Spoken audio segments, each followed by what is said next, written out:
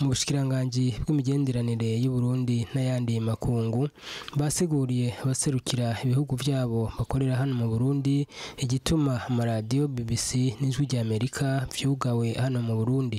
Ivyo ni bimwe mu vyashikirijwe n'umuvugizi akaba anajejwe no kumenyesha amakuru mu bushikiranganji bw'imigenderanire y'u Burundi n'ayandi makungu, umupfasoni Sonia Ines Niyubahwe, aho hari mu gihe bari bahejeje kugirana inama nabo baserukira ibihugu vyabo mu Burundi kuri uyu wa 12 Ndamukiza umwaka wa 2019. Yishuye no ku bibazo bitari bike by'abamenyesha makuru, reka tumwumvirize. Ubushikiranganji bw'imigenderanire y'u Burundi n'ayandi makungu bwatunganije inama hagati y'ubwo bushikiranganji nyene n'abaserukira ibihugu vyabo canke amashirahamwe mpuzamakungu akorera ngaha mu gihugu c'u Burundi asanzwe ngaha i Bujumbura. Mu vyo ubushikiranganji bwakoze, iki gikorwa mukwiye kumenya ubwa mbere na mbere yuko kiri mu mirimo ya misi yose y'ubushikiranganji, kuko ubushikiranganji bw'imigenderanire nibwo bujejwe kuvugana hagati ya leta n'abaserukira b'abanyamahanga, nibwo bujejwe kugiranira imigenderanire. Ibyo rero twashoboye kubabwira bijanye n'imigenderanire yose mu imigenderanire y'u Burundi n'ibyo bihugu canke ibyo bihugu baserukira canke ayo mashirahamwe biserukira. Twababwiye kandi n'ingene mu Burundi hameze ubu, ingene hifashe ivyerekeye umutekano mu Burundi, ivyerekeye politike, imibano, twagize ico tubivugako. Twababwiye ivy'ubutungane n'agateka kazina muntu mu Burundi, turababwira ivyo guhunguka, abarundi bariko barahunguka ingene bimeze, ingene amaradiyo, amateleviziyo nayo nyene akora, ico ni mu gisata co kumenyesha amakuru. Turababwira kandi n'ivyerekeye igisata c'ubutunzi.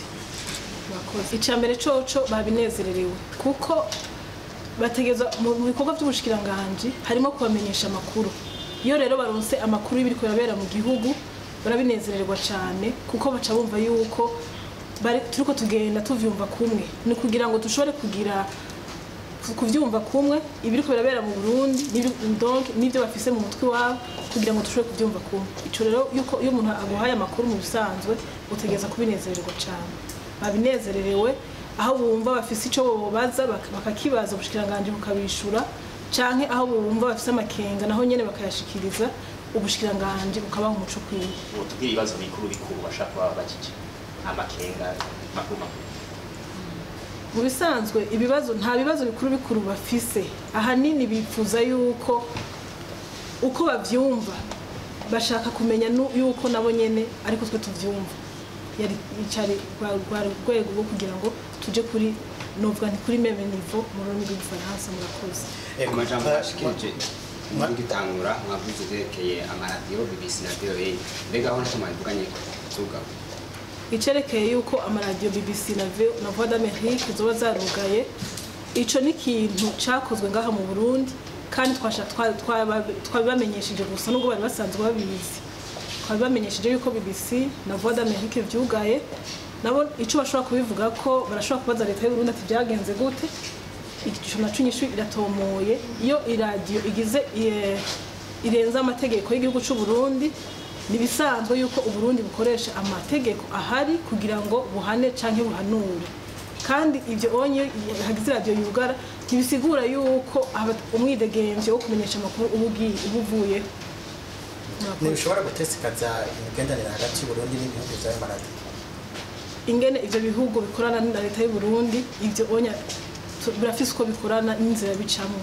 Murakoze. Mwacishije n'ivy'amatora, tukaba tuzi ko mu matora aheruka hari abahora bafasha kugira amatora atunganye bisokoye. Mbega mu matora akurikiraho ho gute ntabo bavuga ati tuzofasha canke n'ubundi bagumye hanze? Kugira leta y'u Burundi isanzwe ifise ingene ikorana n'abasanzwe bayishigikira canke nabo basanzwe bafashanya. Iyo rero hagize ico biyemeje canke ico bakora, hariho igihe gikwiye co kubimenyesha. Murakoze. Mwavuze yuko hari mwaganiriye ku bijanye n'abahunze igihugu bahunguka, mbega hari ico bemeye bagiye gufasha kugira ngo n'abasigaye batahuke? Icambere coco ico twabanje gukora, twabanje kubashimira ku bihugu byashoboye gushiramo inguvu kugira ngo abahunze bashobore kugaruka mu Burundi. Hanyuma leta y'u Burundi ntaciye idakora kugira ngo n'abakiriyo babandanye bagaruka, irabatera intege ikababwira nuko imiryango yuguruye, hanyuma ikabana itera intege n'ibihugu byagize ico bikora canke amashirahamwe baragize ico afasha kugira ngo bagire batahuka. Leta y'u Burundi ico ikora ibandanya kubatera intege kugira ngo babandanye umurimo mwiza batanguye. Biga kujyana n'agatakazi na muntu naco mwagize. Ivy'agatakazi na muntu mu Burundi twababwiye neza yuko umukuru w'igihugu aheruka gutanga ikigongwe, kandi ico kigongwe abashoboye kukironka ubu batari bake baratanguye gusohoka.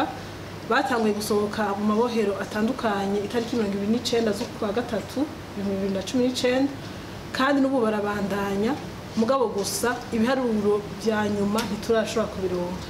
Murakoze. Ikibazo cerekeye ingene HCR kantangure kuri ico kibazo ca nyuma, ikibazo cerekeye yuko ngo HCR yoba izibira impunzi zishaka guhunguka.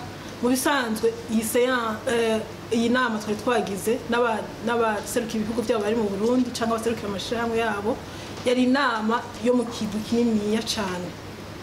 Mu gihe rero leta y'u Burundi ifise icyo ishaka kubwira umuntu umwe cyangwa uwundi, hariho urwego bicamwo, hariho inzira bicamwo. Uyu munsi yari inama yo kurabira hamwe bijyana bamaze kubabwira by'imigenderanire, by'ubucuti, by'ingene mu Burundi hameze. Ariko iyo ariyo hakenewe yuko leta y'u Burundi igira nk'umuntu umwe ihamagara, iramenya igihe gikwiye n'igihe n'uwo muntu ingene muhamagara. Ivyerekeye naho yuko radio igihugu c'Ubufaransa coba carafashe minenego ikibazo ca leta, naho nyene nivyo ndababwiye, leta y'u Burundi ikeneye gukora ikibazo hagati yayo n'ikindi gihugu canke n'irindi shirahamwe, irafise urwego ibicishamwo n'inzira ibicishamwo itarinze kubahamagara mu kigo ca bose. Murakoze.